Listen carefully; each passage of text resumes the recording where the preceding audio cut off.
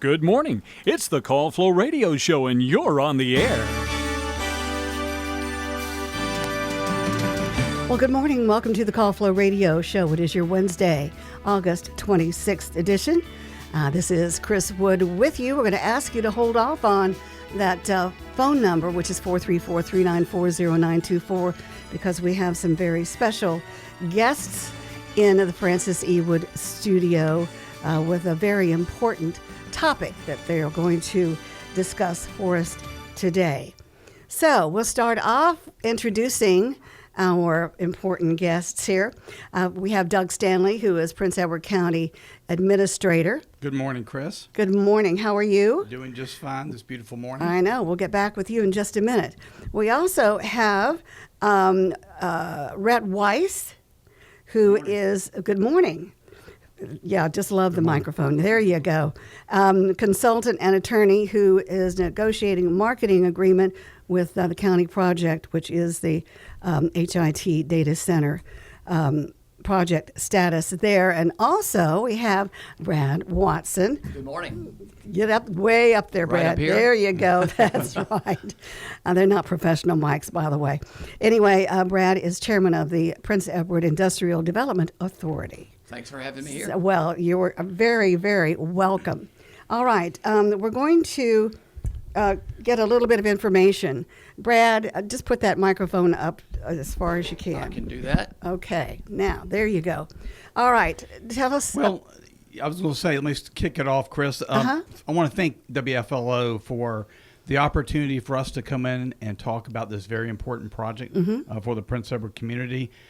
Tomorrow evening, Avio, which is the I'll say contract purchaser of the HIT Park site, will host a public information meeting at Prince Edward County High School in the Barbara Rose Johns Auditorium from 6 to 8 p.m.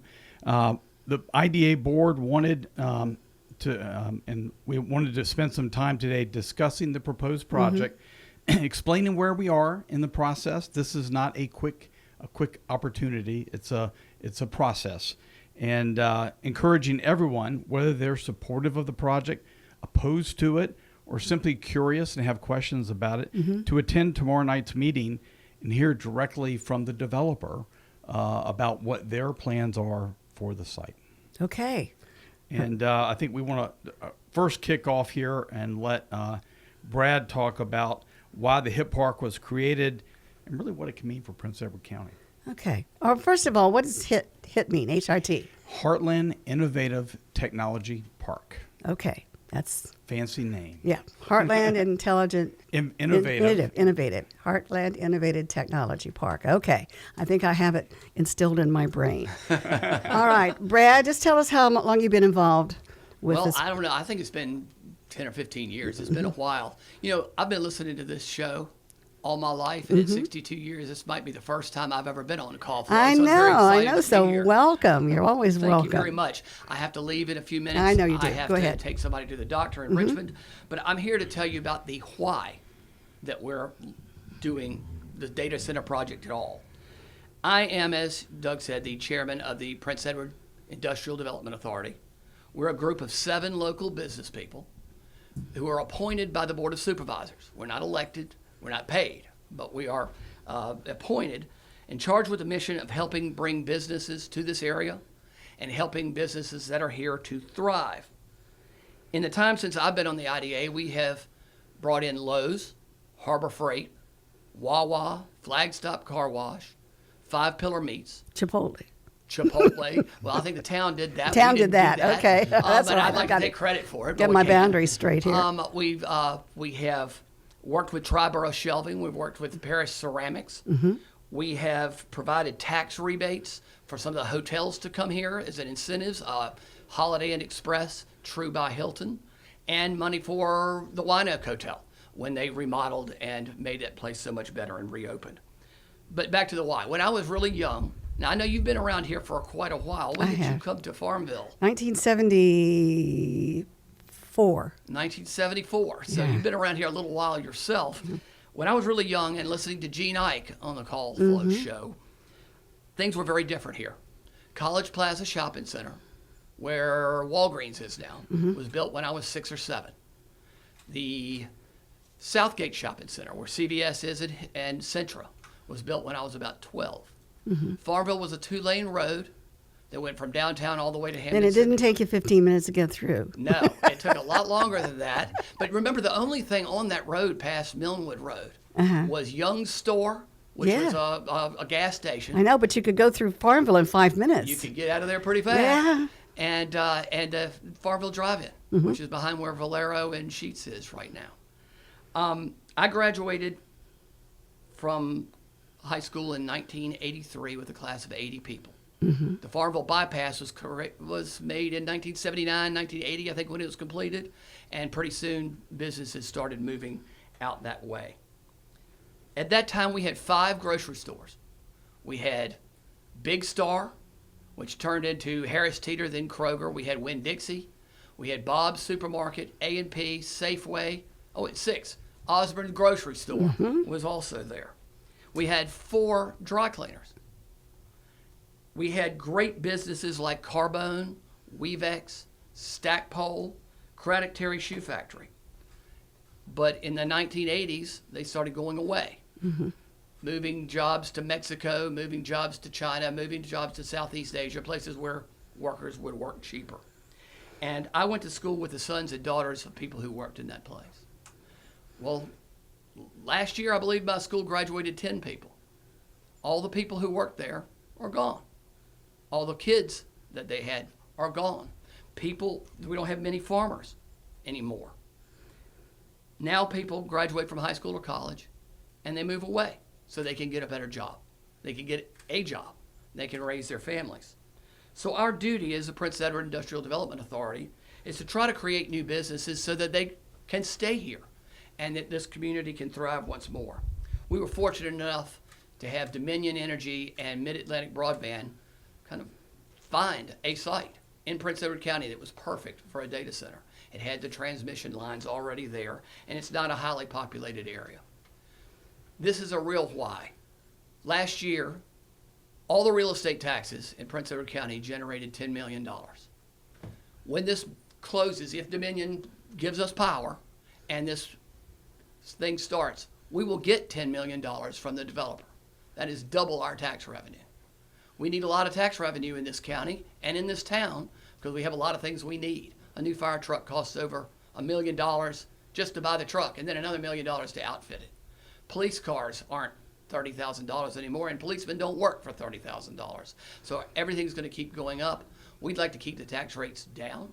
We'd like to lower the tax rates on personal property and on real estate.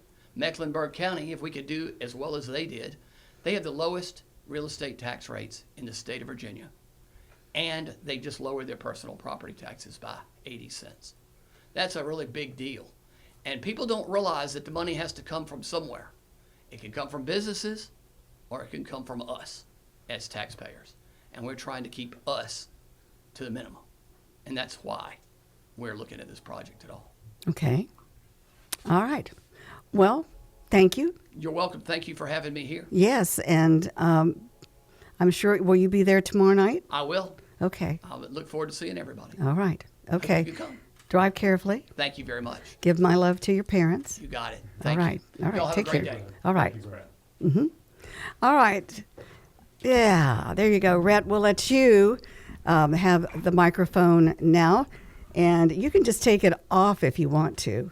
Would you prefer that? Yeah, I would prefer that. Then you can hold it up to your, there you go. Now, tell us a little bit about yourself. Rhett, where are you from? Certainly. Well, pretty much grew up in Virginia. I was a military brat earlier in my life, so I was not even born in the U.S. I was born in Japan on a military base, but lived most of my life in Virginia. Went through Virginia public schools. Also got my JD at William and Mary. A lot of roots, Virginia. My father was born and raised in Richmond. My mother was born and raised in Norfolk. And my father's grandparents actually used to do some teaching at Longwood before it was Longwood. Oh, okay. A long time ago. Yeah. Yeah. So my professional background, however, which is probably more pertinent to this gathering, is since the 1990s, I've been working with data centers in one form or another.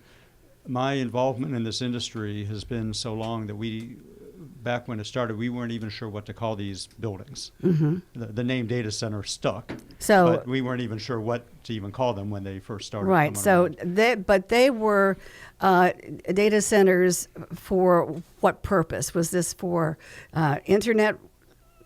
The internet, or Yes. was it for? Largely with the advent of the internet for public and commercial uses and such in the 90s, the data centers were necessary as the backbone for the internet, the physical backbone.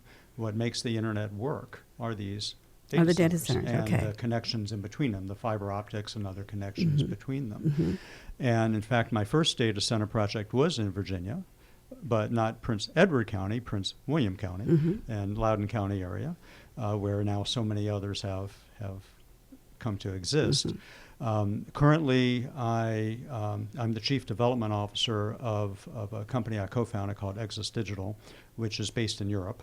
And so I spend a lot of my time in Europe developing data center sites there.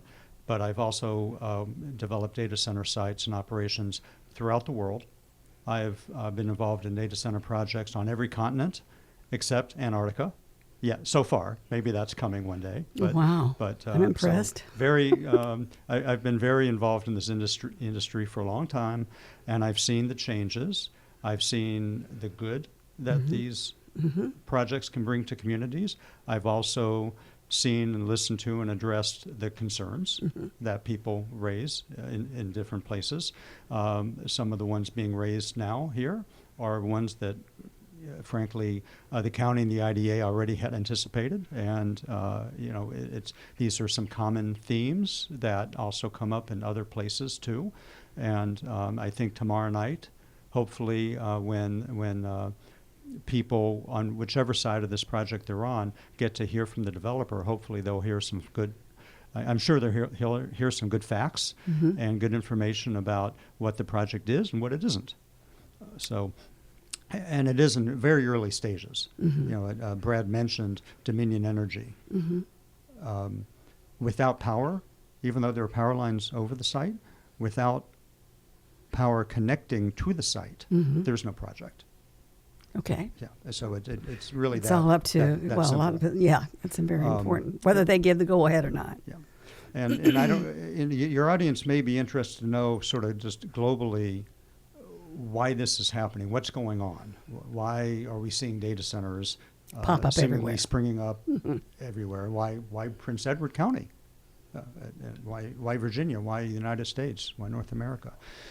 The context is there are several drivers. So there are several things driving this. One is there's a lot of emerging and evolving technology. Like you asked earlier, was it the internet in the 1990s? Yes, and the internet itself has evolved. It's gone through several stages of development over the years, and that continues.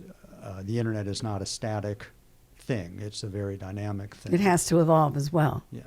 Yes. So we have new computing services.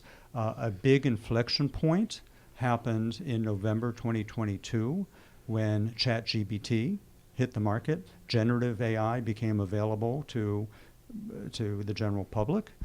We have had AI for many years before that, but that type of AI, artificial intelligence, was a big inflection point, and that leads to another driver, which is demand.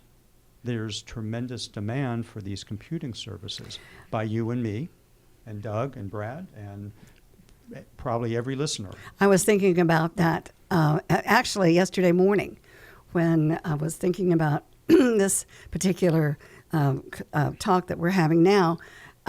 Information that if the product wasn't needed, in demand, and we're the people who are the reason for it. Yes. Basically, that the demand is there.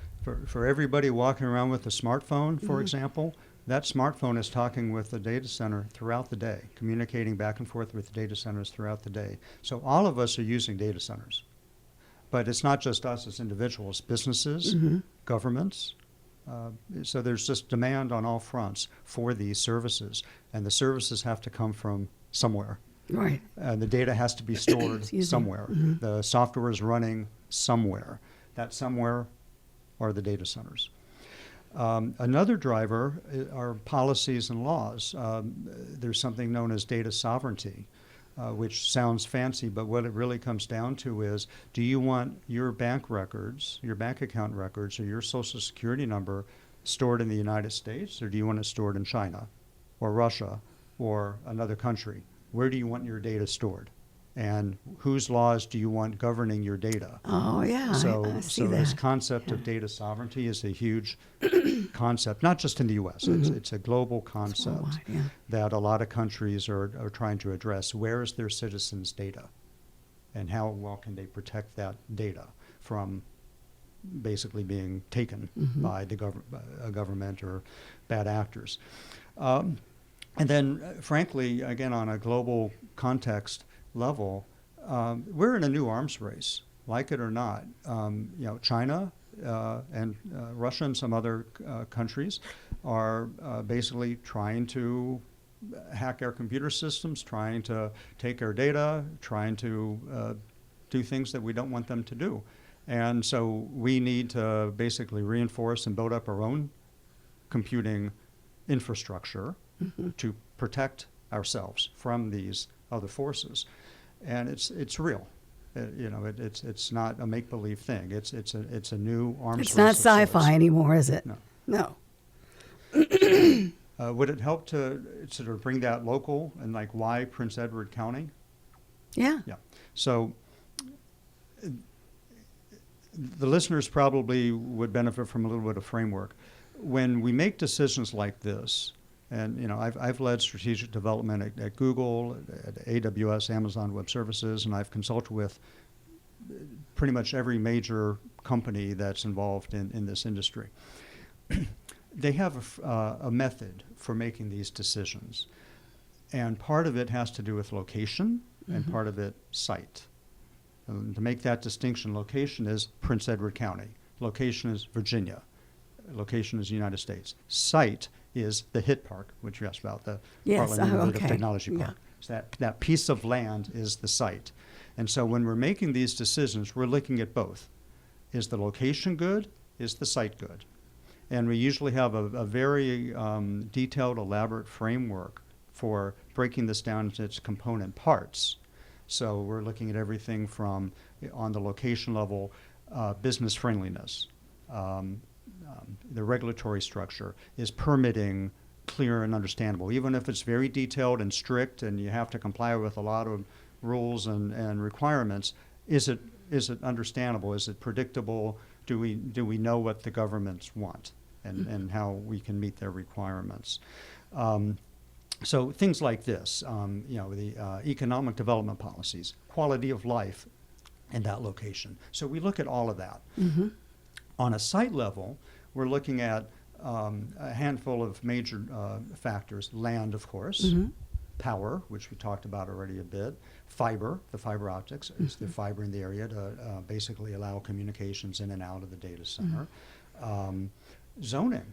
Now, in the HIT Park's case, it's zoned by right for data centers. That doesn't mean you can do whatever you want. There's no regulation, there are no rules. It just means that data centers are an allowed use already in the zoning classification where the HIT Park is.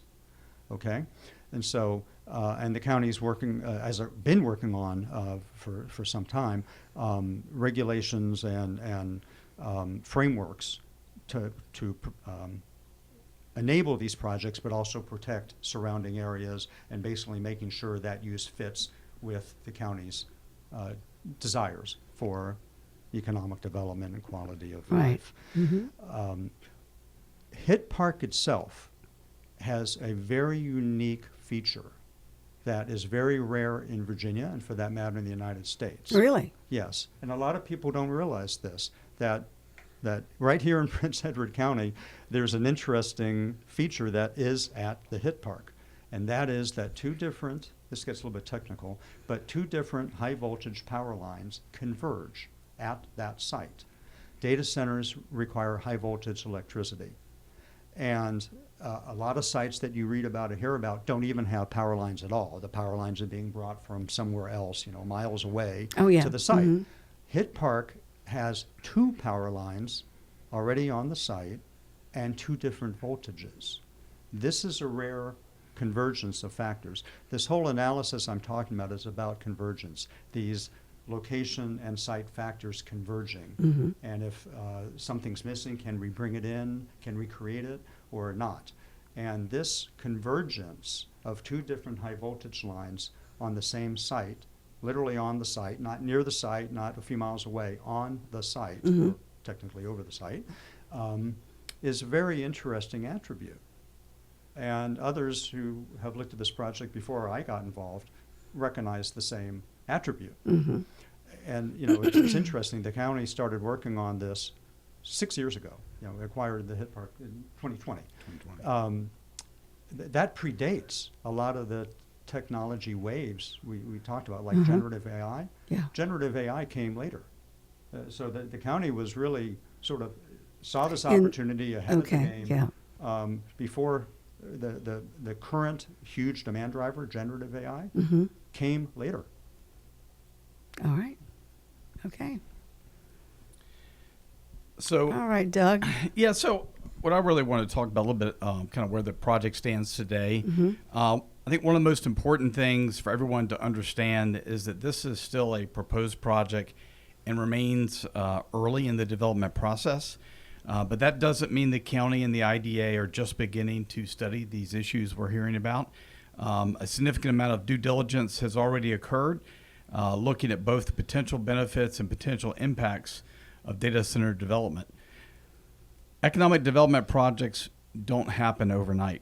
Large projects like this typically move through several stages before construction ever begins. In my 30-plus year local government career, I've worked on a number of projects. One took me 15 years from first meeting From inception to cutting the ribbon on a Dominion power plant. And the project changed. It changed cooling type. It changed, the configuration of the plant changed. The owners changed during that process.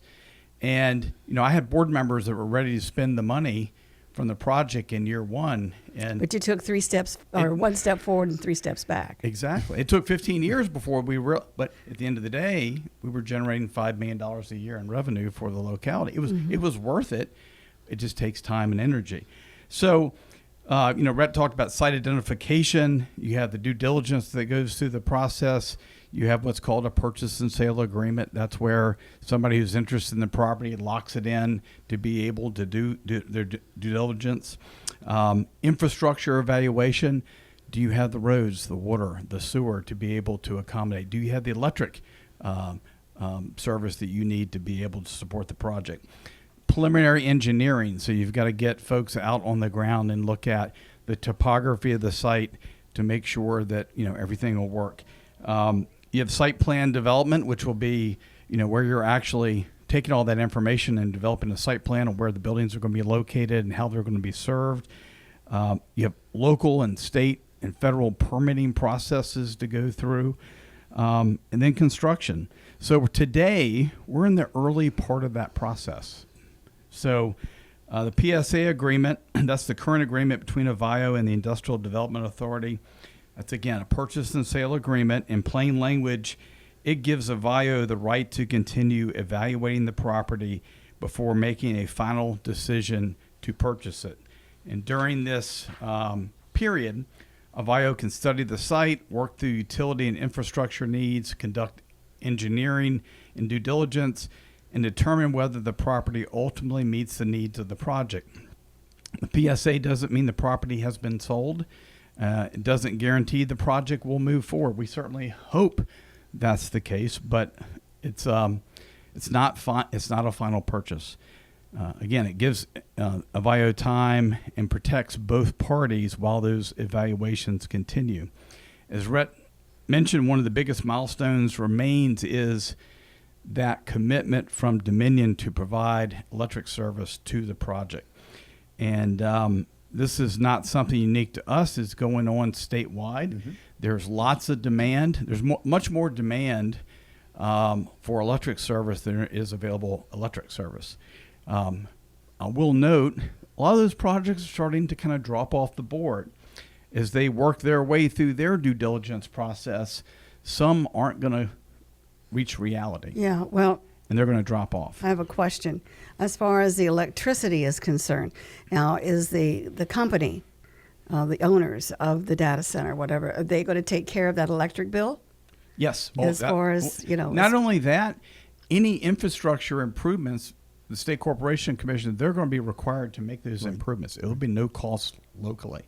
And while you ask that question, Chris, we've estimated, using our engineering company, Timmons, about $25 million in local infrastructure improvements. So upgrading Persimmon Tree Fork Road, running a water line, installing a 1 million gallon water tank for fire suppression, and running a sewer line. Those investments total an estimated $25 million. Now we're going to apply for state grant money. We've already gotten some grants to help us with the design work. We'll apply for grants to install that infrastructure. But the agreement that we have with Avio is Avio will stroke the check for the first $25 million of improvements. Mm-hmm. Once they get completed, they are eligible to receive incentive grants back through the enterprise zone in the amount of up to 50% of their real estate machinery and tools tax back on the project that would be applied towards that $25 million cost, up to $12.5 million. That's, in essence, the county's portion, but we don't have to write the check. They're writing the check, and they'll be reimbursed through the taxes they pay. Now, that said, almost every major economic development deal that's happened in Prince Edward County in the last decade, whether it's Hotel Wyandotte, the Hampton Inn, the Holiday Inn, Tharp Trucking, all of those projects, even Five Pillars Meats, all got incentive grants through the enterprise zone to help locate in Prince Edward. So it's not something new. It's not something unusual.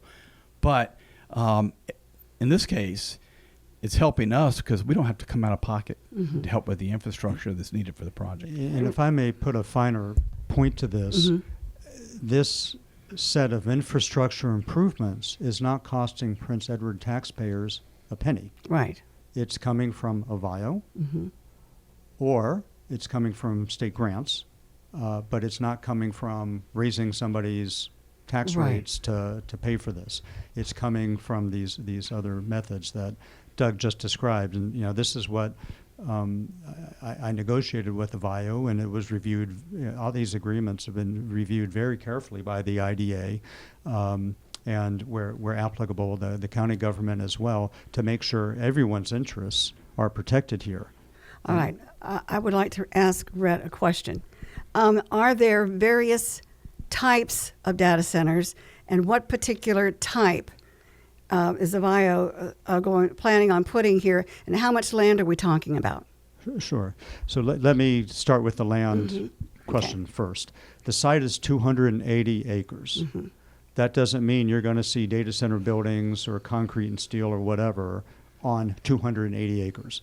A lot of the site actually is preserved. It's protected areas, wetlands, things of this nature.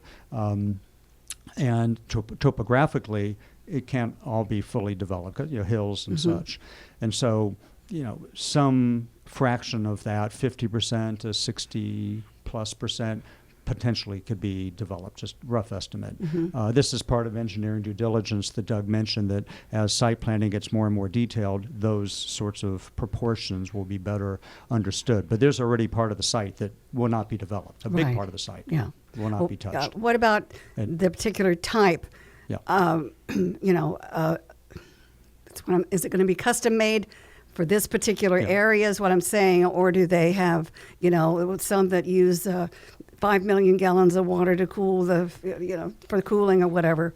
Yeah. So on the water point, they're going to have what's known as a closed loop system.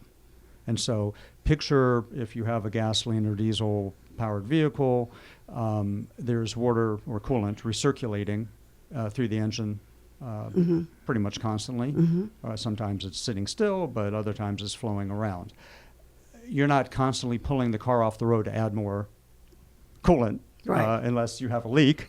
And so the data center operates the same way. Once the system is full with water or other coolant, it just circulates. And it's doesn't- filtered, It's right? not just evaporating into the air all the Yeah. time. And I think a lot of people have that image of some That's what I older was- data centers where they Yeah. what they see what they think is smoke going up into the atmosphere. It's not smoke. Steam. It's steam. It's like shower steam when you take a shower in the morning or evening. And so some older data centers had that technology. To your question about what kind of data centers, the data centers are evolving into what's known as more and more dense data centers. The density of the computing, Compact. basically more computing is happening in the same area, and it requires a different kind of cooling, basically better cooling, to put it simply. And that better cooling is this liquid cooling, not air cooling. Right. And so you have coolant just circulating through the system to keep the temperature in a defined band. It's not a specific temperature. It's usually can't be any lower than this or higher than that. And that band actually is going up. The technology is improving. And so data centers don't have to be kept as cool as they used to be, but they still have to be kept cool in a band of temperatures. And because of the density of computing with generative AI and high performance computing, that's requiring better cooling technology than just evaporating water into the air. What exactly Avaya is going to, what kind of uses, what we often call workloads in the data center, will depend on the different end users of the data center. Okay. Will it be a company, household name like a Google or a Microsoft? Will it be the federal government? Will it be a mix? Will it be a bank? I mean, we don't know. Okay. Avaya probably doesn't know either at this point. It's so early. Yeah.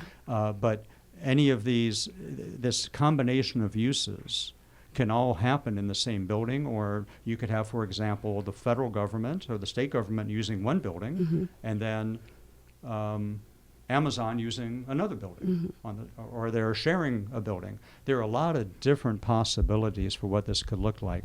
But I think a clue to your question is that Avaya has applied for 300 megawatts of power. Okay. And this is available information, and 5-10 years ago that would have been a huge number. Today it's really not such a huge number, and that can allow for various different uses. Also, have you, as far as thought about the future, as far as the 300 megawatts? Well, now we're going to need 600 megawatts or whatever. It's just like a library. Once it gets, it's empty at first, and then it gets full of books and things like that. So, are there any provisions made for that? For getting more power expansion. Yeah. So that's a great question, and that's really a question for Avaya. The limitation, and Doug touched on this earlier, is there are a lot of applications pending with Dominion right now, and a lot of them are speculative. And so as they fall away, because they're somebody chasing a project, they don't really have a project. This project, the Hit Park project, is a very real project. And so as these other applications disappear for one reason or another, that, in theory at least, frees up more power that could be allocated to this project. But ultimately, it comes back to what I said at the start. It's demand-driven. If there's demand for more more data center capacity, then the owner will seek more power for the project. Okay. I think an important corollary to your question, though, too, is this all doesn't happen at one time. It's not like you turn on a switch and you have 300 megawatts of power going live at one time. Yeah. This happens in stages. The construction happens in stages. And going live with these data centers also happens in stages. So, for example, one building may use, I'm just going to make up a number, 50 megawatts or 100 megawatts. But that doesn't mean you hit a switch and suddenly that building is energized with 50 or 100 megawatts. You turn on part of the building at a time, and more and more and more. It's like hitting breakers in your house and turning appliances on after the storm has knocked stuff out. Yeah, well, okay.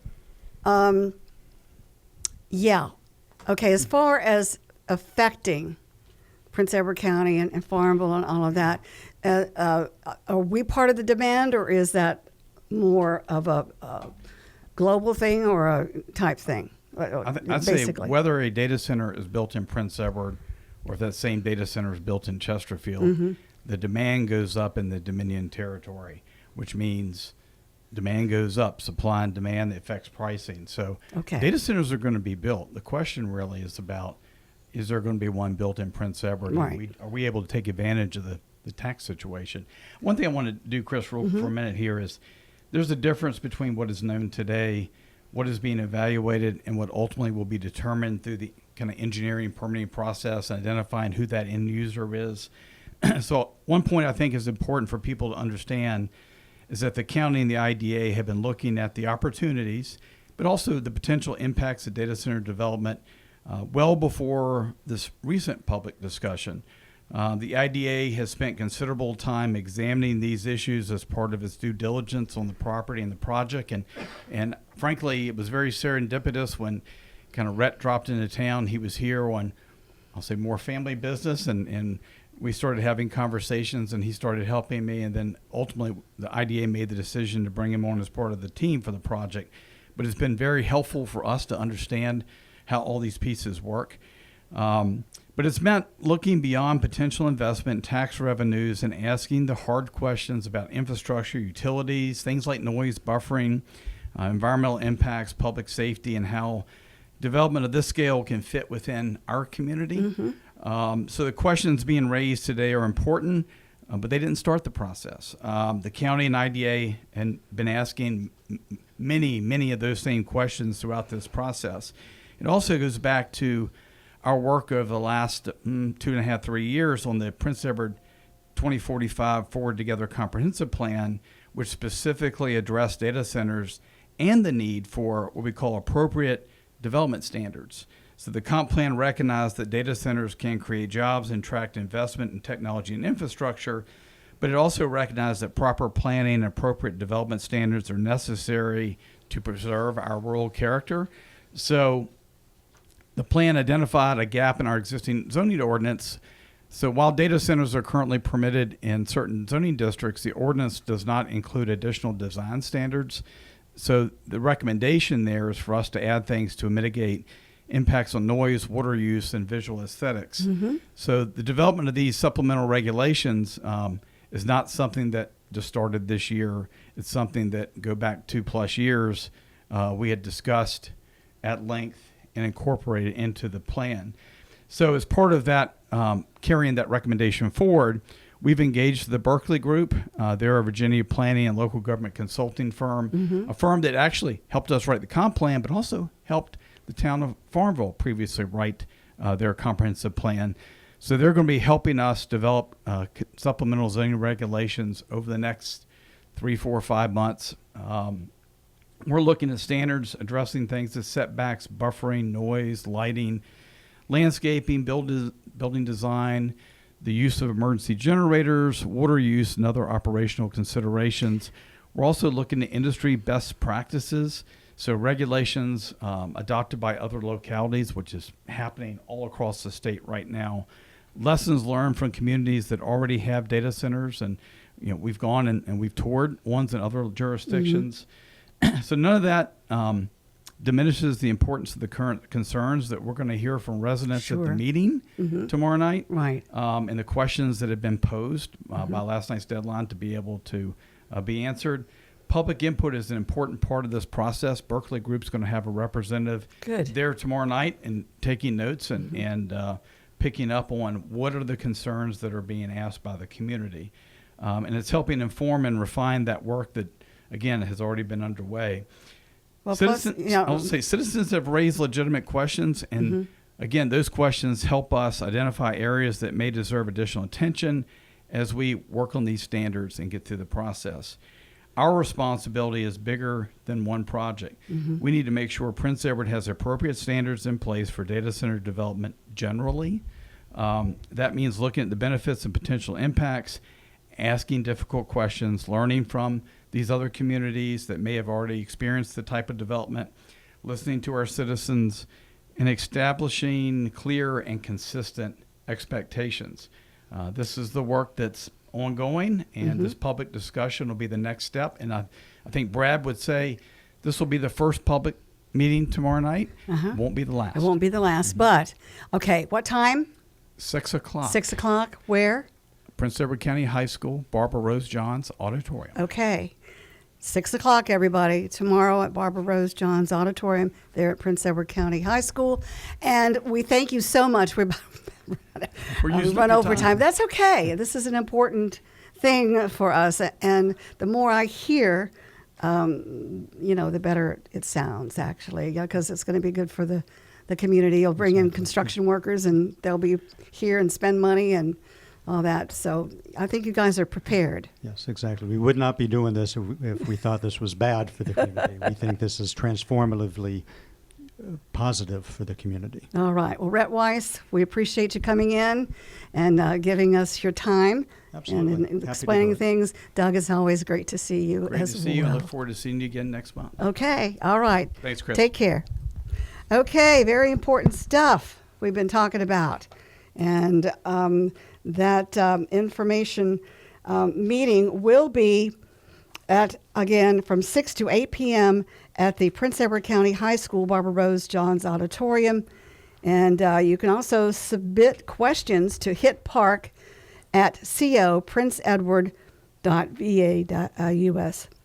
Of course, that was by yesterday. So anyway, all right. So we've got some business to attend to here. I'm sorry. We apologize for being late for that, but it was a very informative and important discussion. So it's 8:49. We've got our weather coming up for you. It's brought to you by the Bank of Charlotte County. Hello, I'm Katie Jones, loan officer here at the Bank of Charlotte County at our office in Farmville. I'm here to help you finance your commercial, agricultural, or personal projects. Whether you are growing your business or planning your next big step, let's turn your plans into progress. Give us a call at 434-391-1136 or stop by our office at 405 East 3rd Street in Farmville. We are the Bank of Charlotte County, invested in Southside Virginia, invested in you. Member FDIC and equal housing lender. Anyway, let's check the weather forecast for Southside and Central Virginia. For today, we'll see mostly sunny skies with a high near 86 degrees. For tonight, mostly cloudy with a low around 68. But Thursday, a chance of showers and thunderstorms in the afternoon, otherwise partly sunny with a high near 89 degrees. A chance of precipitation on a Thursday night is at 30%. For Thursday is at 30%. And for Thursday night, chance of showers and thunderstorms during the evening. And it will be partly sunny with a high near 86 degrees. For Friday night, we'll see a chance of some showers and thunderstorms with a low around 66 degrees. Look for that chance of rain at 60%. I mentioned chance for precipitation on Friday was at 70%. So let's take a look now at our current conditions. Humidity at 94%. Our winds are calm. Barometer steady at 30.11 inches. We do have fair skies outside. Current temperature a very wonderful 66 degrees. That is your weather forecast, brought to you by the Bank of Charlotte County. Located in Phoenix. They have branch locations in Phoenix, Charlotte Courthouse, Brookneal, and their loan office in downtown Farmville. Let's get to our birthday calendar, which is brought to you by Terry Atkins Wilson, PC. The law office of Terry Atkins Wilson, PC, is located at 117 North Main Street in downtown Farmville. With deep roots in Farmville and our surrounding communities, Terry and her legal staff specialize in real estate law, wills and trusts, and business formations. Experience and professionalism are extended to every customer in every case. The needs and concerns of every customer are their primary focus. If you have legal needs, contact the law office of Terry Atkins Wilson, PC, for a consultation at 434-392-1422.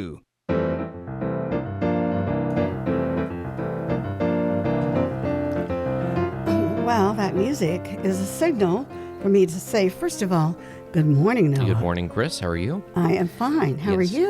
Good. And it's a signal for the birthday calendar. That's right. So we might as well get into it. We Yeah, don't have we too do. much time left, Chris. I know, because I got the recipe Oh, coming up too. goodness gracious. All right, take it so away. starting off, today we have Phyllis Stokes having a birthday. We also have Marge Swain of Farmville. Oh, I know Marge. You know Marge? Mm-hmm. Well, she's celebrating She today. used to work for the Farmville Herald. Oh, nice. She used to interview Francis Okay. with Nice. his books and stuff. Yeah. We also have Jenny Bolt Jones. Mm-hmm. Familiar with Jenny Bolt Jones? Mm-hmm. Okay. She's also from Farmville. And last but not least, Sandra Haney of Farmville. That's Got gonna that right. that's all the birthdays, Chris. Okay. That's all the birthdays. All right. If anybody wants to get a birthday to us, they can call in 434-394-0924 is the number to get to those names to us. But they can also email us, Chris, at birthdays@wflo.net or by heading to our website under the on-air mentions page, And of course, submitting them directly from the website. Oh, yeah, absolutely. It's so easy. Yeah. We wish everybody out there celebrating that you have a great day today. Now, for the right legal advice, visit Terry Atkins Wilson PC on Main Street in Farmville. All right, let's get rid of the Christmas music. Yeah. That old jazzy birthday. Oh, I like all it, right. but yeah, we don't have time for all that. We gotta get a recipe of the We got to week. get It feels like a recipe speed of the run, day. Chris. I know. Here we go. All right, today is chicken fajita smashed tacos. Is that a mouthful or That's what? quite a bit, but I'm ready to hear it. It is. This serves 4. Takes about 30 minutes to make.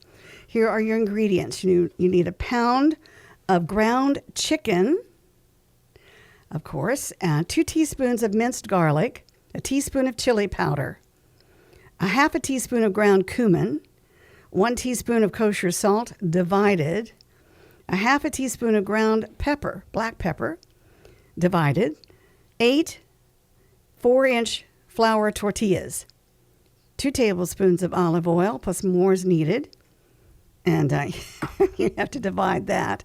1 red or yellow bell pepper, thinly sliced, 1 medium onion, thinly sliced, 1 poblano pepper, thinly sliced, and a half of a teaspoon of garlic powder, and toppings such as cheese, sour cream, and salsa. Okay.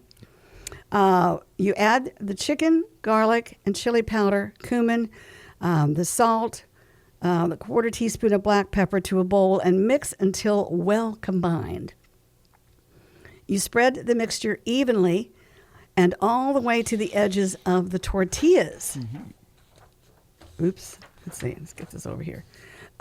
Step 3 is heat 1 tablespoon of oil on a large griddle or a skillet over medium-high heat. You add peppers and onions to cook, stirring frequently until tender, about 5 to 7 minutes. Season with remaining salt, remaining black pepper, and garlic powder, and cook 1 more minute, and set those vegetables aside.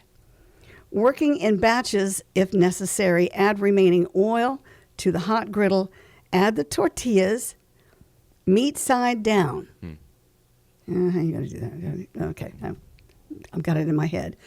Cook until cooked through and browned, about 3 to 4 minutes. You flip and cook until toasted on the second side. You for about 30 seconds to 1 minute longer. You top with peppers and onions. Fold the tortillas in half to form a taco, and top as desired. Serve immediately. Wow. Serve That immediately. Sounds like fun. That does sound good. Sounds like a couple recipe.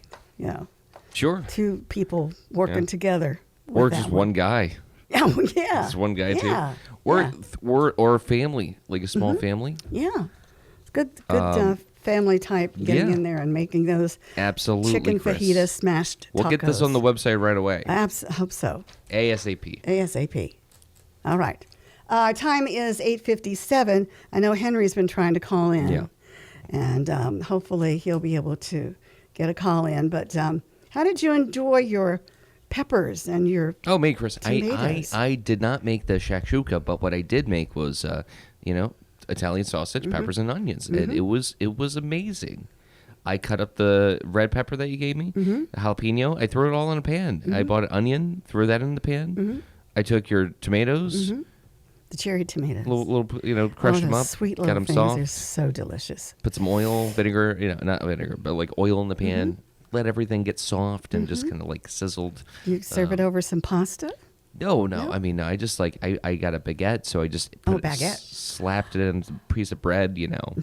Slapped the sausage in a piece of bread, Chris. A little ketchup because I'm, Yeah. just feeling it. Yeah. And it was incredible. Okay. It was incredible. Last night I had Italian sausage, and I used shell pasta on it, and put a little mozzarella cheese on top, with the sliced cherry tomatoes on the side, and a salad, and that was yummy.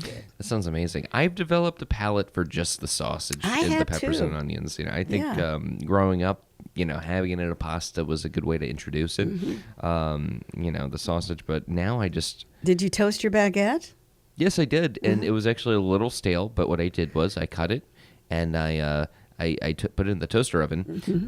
Put a little water in the bottom? I put a little water in a pan below that. The tray. Yeah, that tray. And Chris, I mean, I cut Freshened it it up, open. didn't it? It's steamy. It was amazing.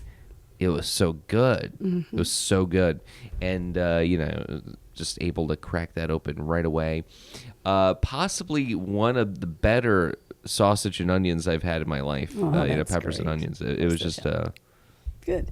It almost surpasses my family's recipe. So. Oh, Yeah, I know, okay. right? That's got to be good. Yeah. All right. Well, we're just about out of time. Okay. And we want to thank Doug Stanley and Rhett. Brad Watson and Rhett Weiss, who came in to talk about the data center. And once again, that meeting Tomorrow. is tomorrow evening from 6 to 8 o'clock.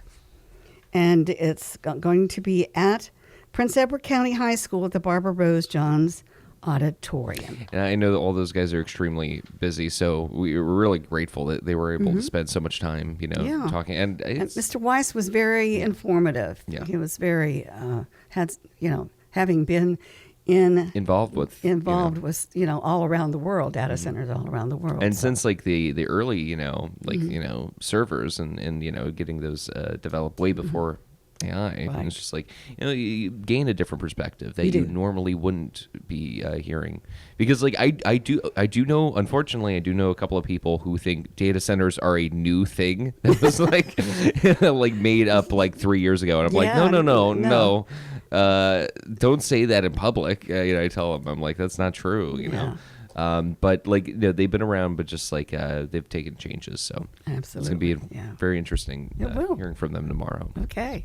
All right. Well, we've got to get on out of here. All right, Chris. And I hope that you have a good day. Toodaloo. Toodaloo. All right. We should have talked a little bit about Dolly Parton, but Yes. Well, we can talk about that. well, you can talk about that during a lunch lunch break. Okay. Perfect. All right. Take care.